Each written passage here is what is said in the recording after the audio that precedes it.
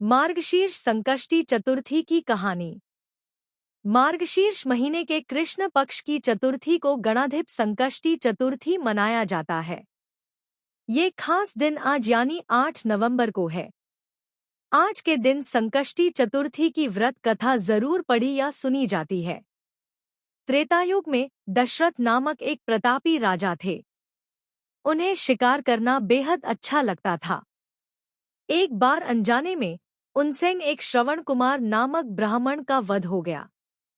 उस ब्राह्मण के अंधे माँ बाप ने राजा दशरथ को शाप दिया कि जिस प्रकार हम लोग पुत्र शोक में मर रहे हैं, उसी तरह तुम्हारी भी पुत्र शोक में मृत्यु होगी। इससे राजा बहुत परेशान हो गए। उन्होंने पुत्रेष्टि यज्ञ कराया। फलस्वरूप जगदीश्वर ने राम रूप में उनके यहाँ अवतार लिया। दूसरी तरफ मिथिला नगरी में भगवती लक्ष्मी जानकी के रूप में अवतरित हुईं। स्वयंवर में रघुनाथ जी ने धनुष तोड़ा और उसके बाद माता सीता जी के साथ उनका विवाह हुआ। पिता की आज्ञा पाकर भगवान राम, उनकी पत्नी सीता और भाई लक्ष्मण वन को गए, जहां उन्होंने खरदूषण आदि अनेक राक्षसों का वध किया। इससे क्रोधित होकर रावण ने सीता जी का अपहरण कर लिया। फिर सीता की खोज में भगवान राम ने पंचवटी का त्याग किया और ऋष्यमुख पर्वत पर पहुंचकर सुग्रीव से मैत्री की। इसके बाद सीता जी की खोज में हनुमान आदि वानर तत्पर हुए। उन्हें ढूंढते ढूंढते गिद्धराज संपाति को हनुमान जी ने देखा। वानरों को देखकर संपाति ने उनकी पहचान पूछी, कहा कि तुम कौन हो? इस वन में कैसे आए हो? किसने तुम्हें भेजा है?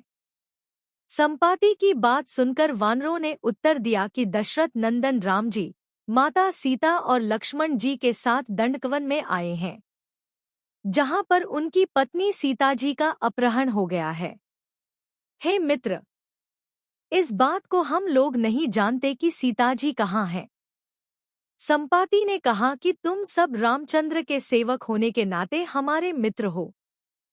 सीता जी का जिसने हरण किया है वह मुझे मालूम है। सीता जी को बचाने के लिए मेरा छोटा भाई जटायु अपने प्राण गंवा चुका है।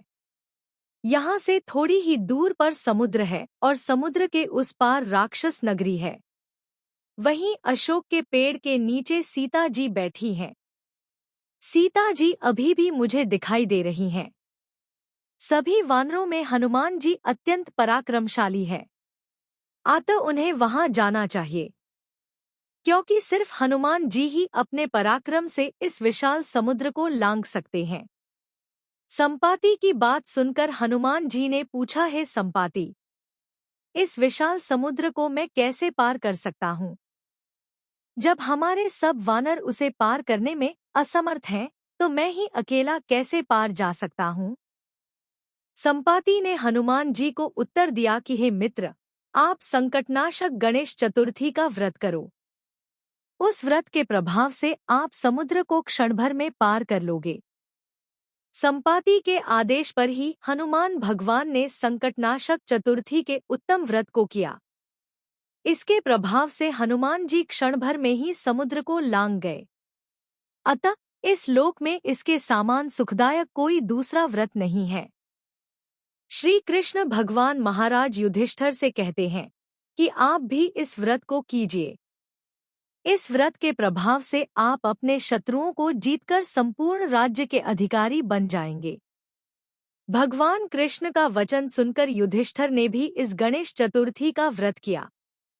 इस व्रत के प्रभाव से उन्हें अपने शत्रुओं पर जीत मिल गई और वे राज्य के अधिकारी बन गए। दोस्तों, ये थी मार्गशीर्ष मास की गणेश चौथ की कथा। जो भी कोई ये व्रत रखता है और जो नहीं भी रखता, उन सबको इस कथा को अवश्य ही पढ़ना या सुनना चाहिए।